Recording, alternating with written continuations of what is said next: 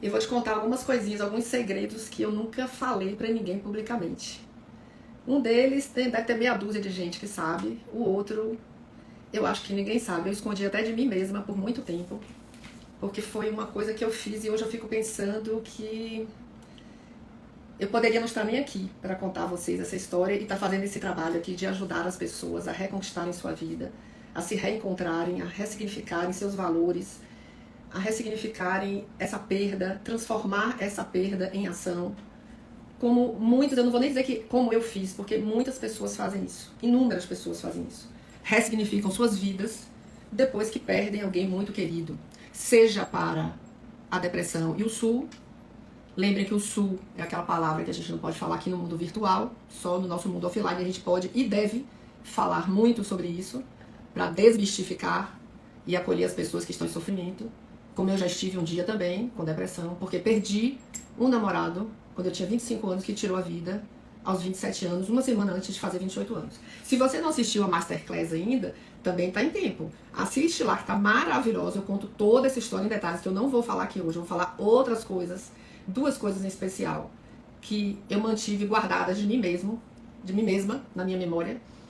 Mas ainda dá tempo de você ir lá assistir a Masterclass e os melhores momentos estão disponíveis lá no meu canal do YouTube. Pode ir lá, que você vai gostar, tenho certeza absoluta. Mas, o que é que eu quero dizer aqui? Por que é que eu tô fazendo essa live? Porque eu sei que muitas pessoas me procurando, indecisas, muita gente tem medo, tem vergonha de encarar a depressão, tem vergonha de falar que tem a depressão, tem vergonha de se expor e as pessoas saberem que elas têm depressão. Primeiro, eu quero dizer a você que está nessa situação, que dentro do nosso curso, a gente está criando, eu e minha equipe, um ambiente extremamente seguro. Ninguém, só quem está lá dentro, só quem estiver lá dentro, eu, minha equipe, que são pessoas extremamente preparadas, especialistas também em saúde mental.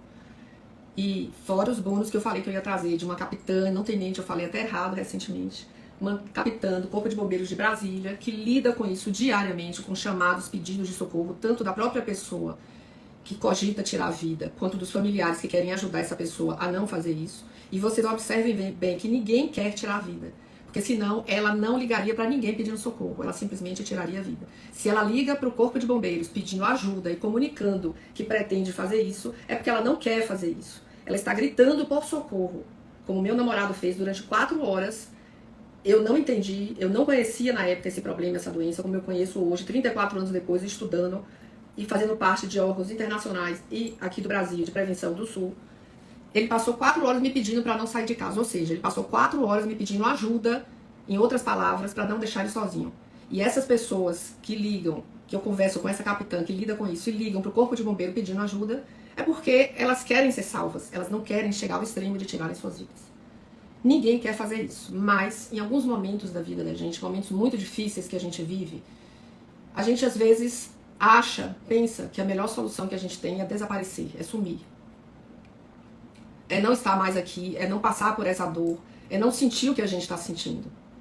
Eu passei por isso em alguns momentos. Depois da perda dele, depois que ele partiu, eu me isolei no meu quarto. Eu só saía para pouquíssimos lugares, que era para o cemitério, conversar com ele como se ele estivesse vivo ainda. Mas aquilo de alguma forma me fazia companhia, até que um dia as baratas me espantaram de lá e eu saí correndo, nunca mais voltei com medo. E uma vez o irmão dele, que mora em Salvador, onde a gente morava, me fez um convite de ir à fazenda dele, do irmão, não de Dudu, do irmão de Dudu, que era lá da Bahia.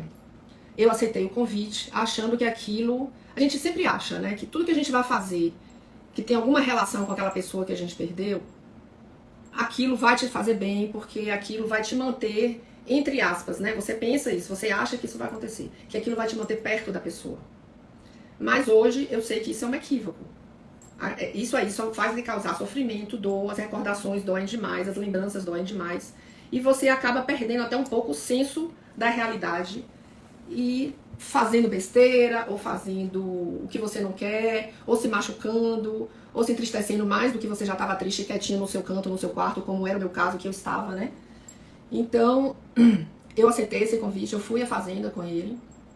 Até levei um sobrinho meu, na época pequenininho, de alguns anos de idade, 4 ou 5 anos, que era uma criança que eu saía muito com o Dudu com ele, Dudu gostava muito dele, de criança, e a gente sempre levava ele para passear para alguns lugares, algumas coisas. E fui pro sítio, fazenda, sei lá o nome. E só que um dos carros que foram com a gente pra fazenda foi o carro de Dudu. O carro de Dudu que eu tinha dirigido pela última vez no dia em que eu saí de casa, 15 minutos. Depois de ele me pedir pra não sair durante 4 horas. Eu saí por 15 minutos pra buscar um prato de comida na casa da minha mãe, que ela fazia exatamente pra ele, que ele pedia, que era um prato que ele adorava. E aí eu dirigi esse carro dele, que era um Gol GTS vermelho. Na época era um carro de sucesso, era um carro querido, adorado aí pelas pessoas, pelos jovens. E Dudu não era diferente disso, ele tinha também esse carro. E quando eu cheguei lá na fazenda e eu vi esse carro, eu fiquei ali olhando pro carro, fiquei ali... Aquilo me trazia lembranças maravilhosas da minha vida com ele e lembranças terríveis, que foi o último dia que eu estive com ele e o dia que, quando eu voltei pra casa, dirigindo esse carro que eu fui buscar o prato de comida, eu encontrei ele praticamente sem vida. E mesmo levando ele para um hospital o mais rápido que eu pude, fiz tudo que eu pude para salvar a vida dele, eu não consegui salvar a vida dele. Então a gente ficou alguns dias na fazenda e eu ficava olhando pro carro, não tinha coragem de entrar no carro, principalmente porque a família estava ali por perto, meu sobrinho, aquela coisa. Mas um belo dia eu acordei cedo, não tinha ninguém ainda por perto, e eu entrei no carro. E não só entrei no carro, como eu saí com o carro. Saí, peguei a estrada, nem sei para onde eu estava indo. Eu não conhecia aquela região ali muito bem, no interior da Bahia. As estradas do Brasil, né, com exceção de São Paulo e algumas outras aí, são estradas muito ruinzinhas, de faixa única, sem muita sinalização. Na Bahia tem muitas curvas, muitos morros e etc. E eu entrei nesse carro, peguei esse carro e acelerei esse carro. 100, 110, 120, 130, 140. Eu corri muito dentro desse carro, por alguns minutos. Eu acho que o que eu queria naquele momento, de alguma forma, era desaparecer e aparecer lá no céu junto dele. Era a sensação que eu tinha e a intenção que eu tinha era exatamente essa. Eu peguei o carro, eu dirigi em alta velocidade, coisa que eu nunca fiz na minha vida, eu sempre fui muito responsável. Eu dirijo muito bem, eu dirijo sempre com muita prudência. Mas a estrada estava vazia, era de manhã cedo, não tinha ninguém comigo. E eu achava que naquela época que a melhor coisa que podia acontecer comigo era que eu também desaparecesse. Eu tinha perdido muito a vontade de viver, eu tinha perdido muito a vontade de estar aqui, eu tinha perdido muito a vontade de ficar sem ele. Eu achava naquela época, com 25 anos, que minha vida tinha acabado, que nunca mais eu ia amar ninguém, que nunca mais eu ia gostar de ninguém. E eu entrei naquele carro com a intenção de voar. E eu voei. Voei na estrada, voei por alguns minutos, eu não faço a menor ideia de quanto tempo eu fiquei dirigindo aquele carro em alta velocidade. Mas não sei como também, alguma coisa me freou ali. Alguma coisa me parou, alguma coisa me freou e me dizia, como se tivesse uma voz me dizendo: Kátia, o que é que você está fazendo? O que é que você pretende fazer? Por que é que você está fazendo isso? E eu continuava andando, eu fui reduzindo um pouco a velocidade, mas eu continuei correndo muito, eu continuei andando muito, sem saber nem para onde eu estava indo, nem lembro o lado, se eu saí para o lado de Salvador, se eu saí para o lado de outra cidade, eu não lembro de absolutamente nada. Mas eu me lembro de uma voz, uma coisa que me dizia assim: para com isso, você tá louca, você não é assim, você não é responsável, você pode bater em outra pessoa, você pode tirar a sua vida, e você não pode fazer isso, tem muita gente que gosta de você, tem muita gente que precisa de você. Você é muito alegre, você é muito otimista, você é muito positiva, você ajuda muitas pessoas, você gosta muito de ajudar as pessoas, e você não pode morrer agora. Eu não sei como eu ouvia isso, de que forma eu ouvia isso, eu sei que eu ouvia isso, e à medida que eu fui ouvindo isso, eu fui freando o carro. Eu fui reduzindo a velocidade, e aí fui caindo em mim, pensando, eu acho que eu fui acordando e pensando: cara, você tá louca, o que você tá fazendo? O que você tá fazendo? Você não é assim, você gosta da vida, você quer viver, você não quer que isso aconteça, por que você tá fazendo isso? Você pode machucar outras pessoas, você pode se machucar. E eu fui caindo na real da besteira que eu tava fazendo. Eu nunca falei isso pra ninguém. Eu espero que minha mãe não veja essa live nunca. Meu pai não vai ver, porque meu pai já é falecido. Eu espero que minha mãe nunca veja isso. Porque eu nunca falei isso nem para as pessoas mais próximas minhas, que sabem algumas coisas muito, muito íntimas minhas. Eu nunca contei isso pra ninguém, porque realmente foi uma loucura, que nem eu sei como que eu fiz aquilo, eu nunca mais fiz aquilo na vida. Eu nunca mais, eu tenho o maior cuidado hoje quando eu dirijo, sempre com responsabilidade, dentro do limite de velocidade, às vezes até abaixo do limite de velocidade, se eu acho que a estrada ou o trânsito não está condizente com aquela velocidade, naquele momento que eu estou ali dirigindo. Sempre fui muito cautelosa com isso, responsável. Mas o que eu quero dizer com tudo isso é que é normal a gente sentir isso. Se você está passando por isso, se você já passou por isso, e se você pensa nisso, que eu tenho certeza que você pensa, toda vez que a gente perde alguém que a gente ama muito, como foi Dudu pra mim, foi meu pai pra mim, muitos anos depois de Dudu, meu pai, eu passei muito tempo muito desgostosa da vida também, muito triste. Eu já era mais velha, eu já era mãe na época que meu pai faleceu, minha filha tinha 9 anos. Ou seja, foi mais ou menos 18 anos depois do Dudu. Porque quando minha filha nasceu, Dudu tinha 9 anos que tinha partido. E quando minha filha tinha 9 anos, meu pai partiu. Que, assim, digamos assim, um grande amor na minha vida também, meu pai. Eu era muito próxima dele. Então, eu sei o que é isso, eu sei o que você está sentindo, eu sei que nós sentimos isso, eu sei que todas as pessoas, em algum momento do seu luto, da sua tristeza, da sua perda, a gente pensa também que a melhor coisa que a gente tem a fazer é sumir, é desaparecer, ir embora. Eu tenho visto, eu tenho lido comentários de pessoas, tanto nas minhas lives aqui, apesar de eu nunca ter falado sobre isso, como no nosso grupo que a gente criou para divulgar esse curso Reconquiste Sua Vida Após o Luto, que eu criei para ajudar as pessoas a saírem desse buraco, porque às vezes a gente precisa, eu acho, de um tratamento de choque mesmo, para, entre aspas, né, para você acordar para a realidade, porque a gente fica por muito, muito tempo, meses, algumas pessoas ficam anos, que não é certo, cada um tem seu período, o luto não tem data de validade, nem tem prazo de validade, você vai acabar o luto daqui a 1 mês, ou 6 meses, ou 1 ano, cada um tem seu tempo, cada um tem seu prazo, cada um tem sua vida, sua forma de levar as coisas, e a melhor coisa que tem é você gastar esse luto dentro de você,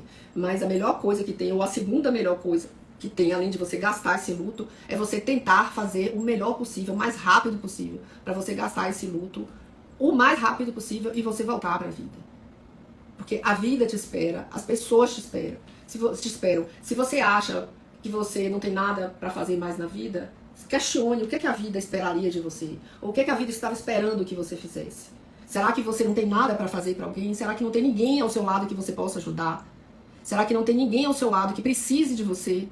E que você pense nisso para fazer com que você saia da cama, levante dessa escuridão, desse buraco, dessa dor que você está sentindo e vá fazer alguma coisa por alguém. Quem sabe uma caridade, quem sabe uma coisa que você goste, um hobby que você goste, se você já é uma pessoa mais velha.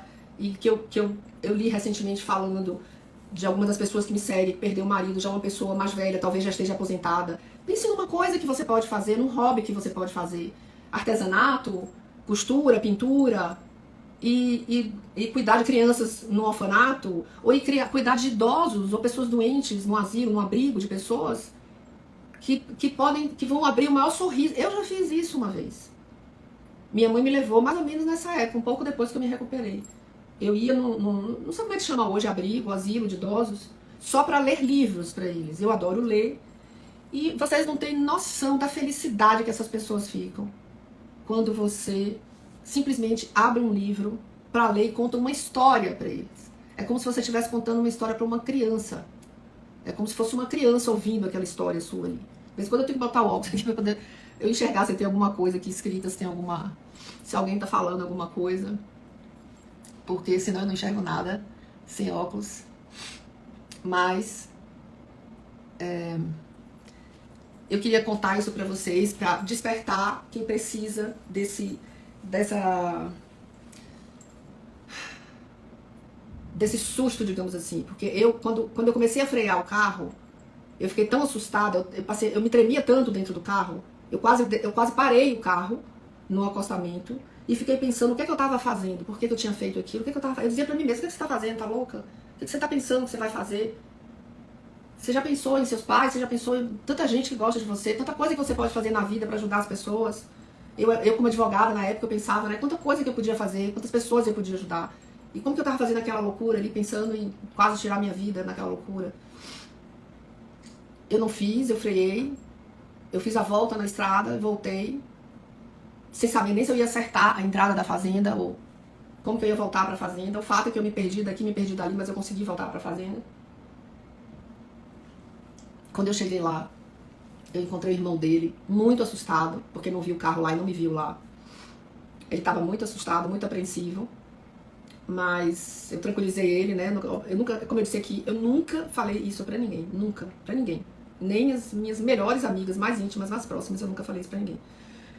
Eu só tô falando pra você. Eu só tô falando aqui agora pra você. Porque o curso está aberto, as inscrições, elas fecham amanhã. Mas não é por causa do curso. É que eu quero que você entenda que você não precisa também sumir, desaparecer, tirar sua vida porque você perdeu um ente querido, ou porque tirou a vida, ou qualquer outra razão do luto. Você não precisa fazer isso.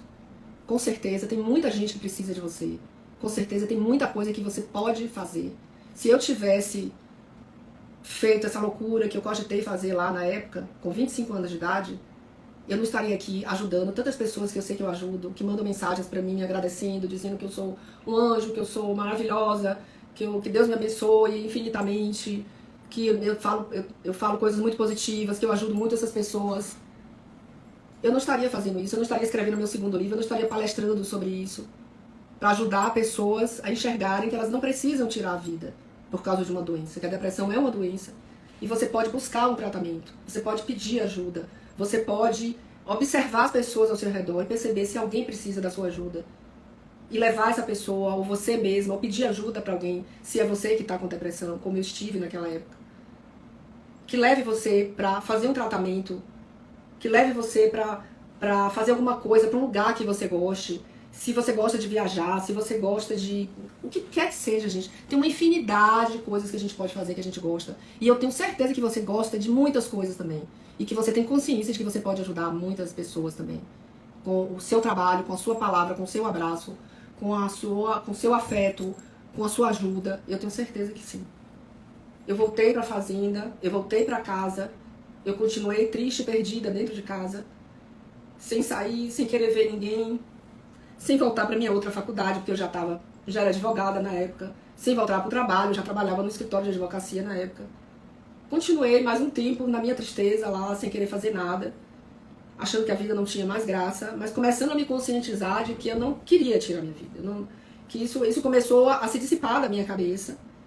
Eu comecei a ter consciência de que eu nunca ia fazer isso, não é de mim, eu nunca vou fazer isso, eu não penso, nunca é muito, né, é uma palavra muito forte, mas é uma coisa que, acho que é uma das únicas loucuras, talvez a única que eu tenha feito na minha vida, e corrido esse risco foi quando eu peguei esse carro e acelerei ele, nem sei a que velocidade, o máximo que ele podia dar, era um carro muito possante na época, era um Volkswagen, fazendo propaganda aqui da Volkswagen.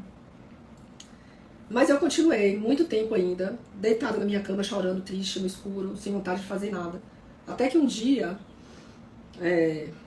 era assim, eu acho que era hora do almoço, minha mãe tinha subido eu morava numa casa, num sobrado, eu ficava no meu quarto o dia inteiro.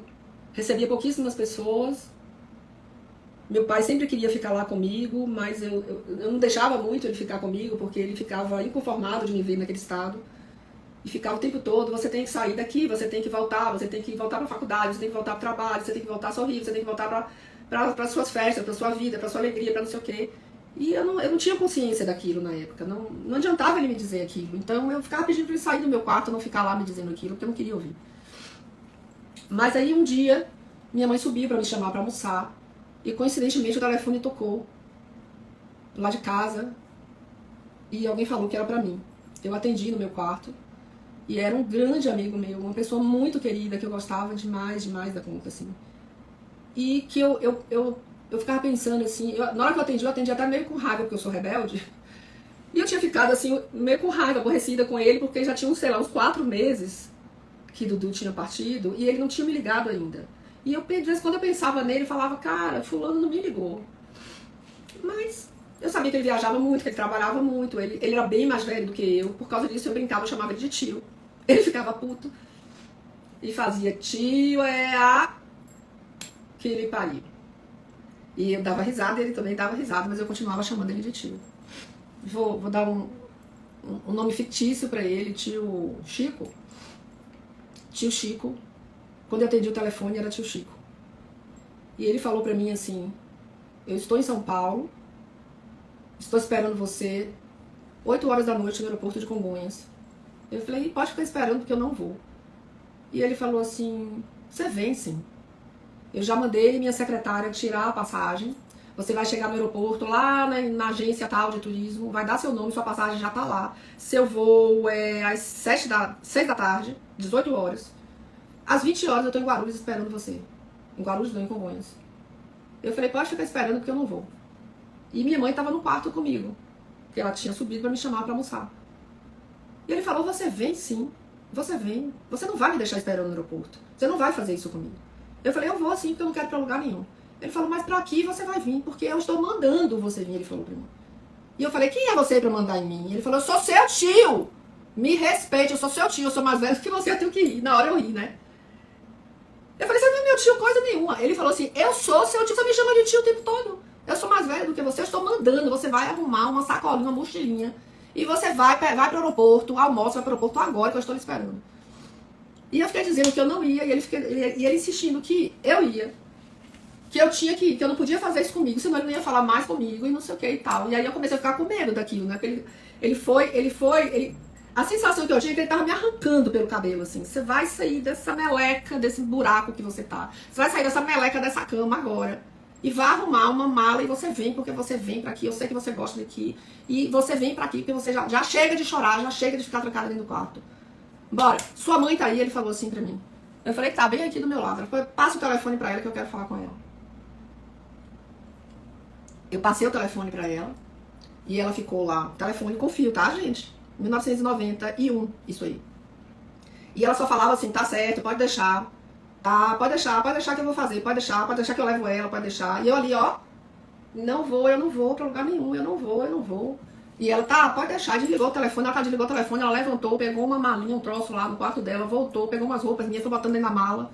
E eu dizendo, não vou, eu não vou. Aí ela olhou pra mim e falou assim, você vai sim, porque eu estou mandando. Aí pronto, aí o negócio mudou, né? Aí eu não podia dizer quem é você pra mandar em mim. E eu falei assim, mãe, eu não quero ir. Eu não tô com vontade. Ela falou, chega, Kátia, chega. Já acabou, já tá bom demais, já acabou, chega. Tá na hora de voltar. Todo mundo tá esperando você, tá na hora de voltar. Você vai sim, eu vou te levar no aeroporto e você vai pra São Paulo e vai ficar lá com seu amigo. E eu estou mandando, acabou, não vou discutir mais. Minha mãe também rebelde como eu herdei, não roubei. Meu pai não é assim, né? Não fez esse tranco comigo, ficava só ali, minha filha, tá, não funcionou, né? Às vezes, essas coisas não funcionam, às vezes a gente tem que ir na veia mesmo. A gente tem que pegar o cabelo da pessoa, puxar, dar um chacoalhão, acorda que a vida continua. Ela me levou no aeroporto, eu peguei a passagem, eu peguei o avião, eu vim pra São Paulo, onde eu estou aqui agora. Que sempre foi um lugar que eu gostei demais, eu sempre vim muito aqui, eu tenho uma prima da minha idade aqui, eu cresci com ela. E aquilo mudou minha vida, simplesmente. Ele passou uma semana comigo, ele alugou um flat de 2 quartos pra eu ficar junto com ele. E quando chegou lá eu falei, mas eu não consigo dormir sozinha. E agora eu não consigo dormir sozinha. Ele falou, você vai dormir comigo, bunda com bunda, pode deitar aqui que você vai dormir comigo, mas você vai ficar aqui comigo. Eu não vou deixar você sozinha. Eu nunca imaginei que eu tinha um amigo tão especial assim. Eu nunca imaginei que eu fosse uma pessoa tão especial assim. Pra uma pessoa, um amigo, fazer isso pra mim, fazer isso comigo. Me tirar da cama, me arrancar da cama, me dar uma ordem, eu rebelde do jeito que sou, obedecer uma ordem de um amigo. Eu diário minha mãe eu tive que obedecer, não tinha jeito, né? Porque ela mandou, eu tinha que ir. Não ia ficar questionando minha mãe, né? Mas aquilo ali salvou minha vida. Eu vim pra São Paulo, eu fiquei aqui. Aí, como ele sabia que eu tinha uma prima aqui, ele falou, você vai chamar a sua prima. Não é a Moniquinha, eu acho que você tá aí ouvindo. Ele falou, você vai chamar a sua prima, porque uma semana depois eu preciso voltar pra Salvador a trabalho. E aí Mônica foi almoçar com a gente. Não foi, Mônica? Fala aí. Eu acho que você tá aí. E aí ele falou pra ela, você vai cuidar de sua prima. Tá pago mais uma semana aqui, o flat tá pago mais uma semana, você vai ficar aqui com ela, vai cuidar dela. E quando acabar essa uma semana, você vai levar ela pra sua casa, vai cuidar dela. Não deixa ela voltar pra Salvador. Eu fiquei aqui. Eu passei meses aqui em São Paulo, na casa dessa minha prima e da mãe dela, que é prima de minha mãe, que faleceu há 2 anos. Que era uma pessoa que eu gostava demais. Leninha vai estar sempre no meu coração. Há 2 anos ela deixou a gente com 90 e poucos anos. Mônica, quantos anos Leninha tinha? 92, 93 anos, foi sim. Ai, prima. Eu não sabia que eu era tão querida por tantas pessoas. Muitas pessoas me ajudaram muito. Moniquinha tá aí falando, me ajudou muito. Quantos anos Leninha tinha? Que faleceu há 2 anos, né? 93, 4, nem me lembro mais, 92. Foram 2 pessoas, assim, muito especiais na minha vida. Eu passei meses aqui em São Paulo. Aquilo me fez enxergar que a vida continua, que a pessoa partiu, mas você está aqui, você tem que aproveitar o que você está aqui, o seu momento, você tem que aproveitar a vida, você tem que aproveitar tudo que você pode tirar de bom da vida, porque tem muitas coisas boas na vida. Tem pessoas que ficam o tempo todo só pensando no lado ruim, nas pessoas ruins. Só um segundo para eu pegar aqui um lenço aqui. O negócio tá ardendo no meu olho aqui, gente. Eu não pensei que eu fosse chorar tanto. Realmente. E aquilo mudou minha vida. E pode mudar a de vocês também. É isso que eu quero fazer no curso Reconquiste Sua Vida após o luto. Eu quero arrancar você pelo cabelo mesmo. Eu não quero alisar você. Eu não quero ficar ali, ó. Porque eu acho que você já pode ter passado tempo demais desse jeito com as pessoas com pena de você. Ninguém tem que ter pena de você. Você também não tem que ter pena de você. Então, se você não acha ninguém que vai puxar você pelo cabelo, tirar você da cama, do quarto, de onde você estiver, pra voltar pra vida, eu vou fazer isso com você. Eu vou puxar você pelo cabelo e vou tirar você pra você voltar pra vida. Porque foi dessa forma que eu enxerguei que a vida continuava pra mim. E que a vida era boa, que eu podia me divertir de novo, que eu podia amar de novo, que eu podia ser feliz de novo, que eu podia voltar pro meu trabalho, pra coisas que eu gostava, pra minha família, pra meus amigos, pra minha querida São Paulo, que eu amo. Coincidentemente, muitos anos depois disso, eu vim morar em São Paulo. E não é porque eu casei com um paulista, é porque eu casei com um baiano. Mas, por coincidência, ele veio trabalhar em São Paulo. Eu vim, minha filha na época tinha 1 ano e meio. E a gente morou muitos anos aqui em São Paulo. Hoje minha filha mora aqui em São Paulo. E quando eu voltei para Salvador, meio que 1 ano depois de tudo isso aí, eu conheci um cara que eu me apaixonei, gostei, me casei. Tio Chico foi pro meu casamento. Ele participou de tudo isso com muita alegria, com muita felicidade. Eu continuava chamando ele de tio. Ele continuava dizendo, tio é a que me pariu. E dava risada, eu também dava risada. E eu vou passar o resto da minha vida grata a ele. Sem ele saber de tudo isso. Porque quando eu voltei da minha lua de mel, em 94, quando eu casei, eu recebi a notícia de que ele tinha falecido. Ele teve um infarto fulminante e faleceu. Acho que em março ou abril de 94. Eu tinha voltado da minha lua de mel, uma amiga em comum me chamou, foi na minha casa pra me avisar, porque ela sabia que o choque ia ser grande, pra me contar isso, que foi um dos dias mais tristes da minha vida também. Acho que é por isso que eu tô chorando tanto, porque eu acho que se ele tivesse vivo, eu não ficaria...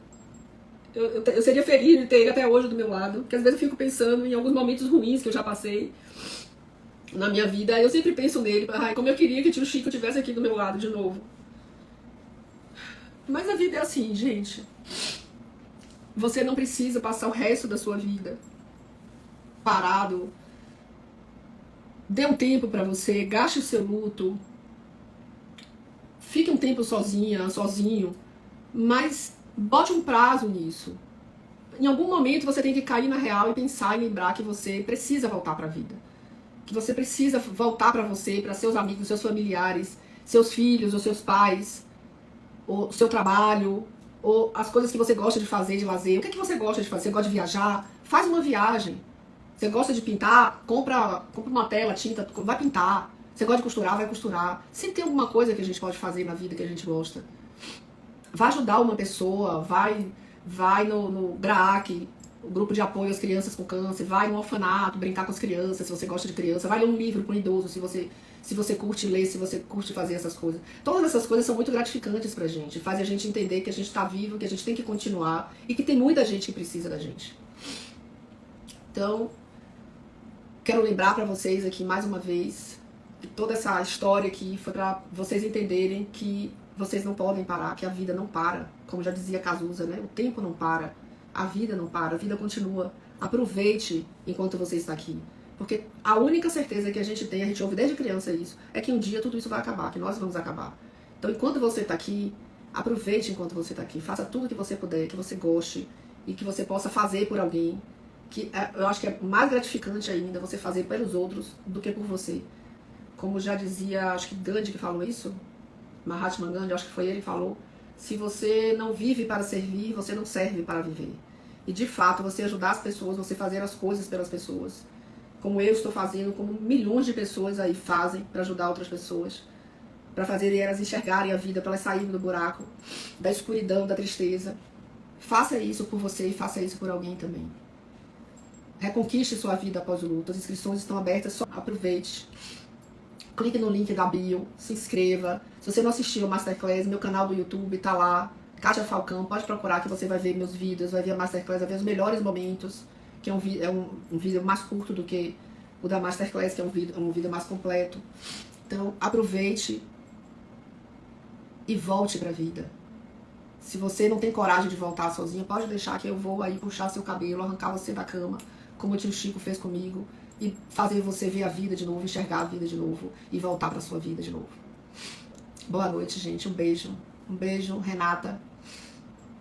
Chegou no final, mas eu vou deixar disponível aqui a live pra vocês ouvirem, porque eu acho que ficou bem bacana, não foi, Mônica? Tchau, Moniquinha. Um beijo. Você só me falou, você não me lembrou aqui qual a idade que Leninha tinha quando ela partiu. Que eu não lembro, 90 e alguma coisa. Eu passei a vida inteira vindo pra São Paulo, pra casa de Leninha. Foi uma das melhores coisas da minha vida. Foi minha prima, Moniquinha, que tá aí, e Leninha, a mãe dela. Tchau, prima. Até amanhã. 93 anos, Leninha tinha, 93 anos. Exatamente. Infelizmente nos deixou há 2 anos, né, Moniquinha? Mas as lembranças, o amor por ela, o carinho por ela, no meu coração, a vida inteira. Por ela ter me acolhido, especialmente, a vida inteira ela me acolheu, mas especialmente nesse momento que foi um momento tão delicado da minha vida. Você e ela, né, Moniquinha? Você e ela. E Gaia, a sua boxer. Ai, como Gaia me ajudou também ali, viu? Meu Deus. Cuidar de Gaia, dos filhotinhos dela, né, que nasceram naquela época. Eu me lembro de tudo isso. As lembranças dela são maravilhosas, são mesmo. Daquela casa, de vocês, de Gaia, de Leninha. Obrigada, Moniquinha. Nunca vou esquecer o que vocês fizeram por mim, tio Chico. Infelizmente não posso mais falar com ele, mas deve ter a energia dele no ar aí, que sempre me ajuda. Em muitos momentos que eu preciso, daquela mão puxando meu cabelo, me dando ordem. Você vai sair de sim, porque eu estou mandando. Boa noite, gente. Espero que vocês tenham entendido a minha mensagem aqui e tenham entendido que a vida vale a pena e que você merece voltar, e que você merece ser feliz. E tem muita gente precisando de você, que você pode ajudar também, como eu estou ajudando vocês aqui. Boa noite.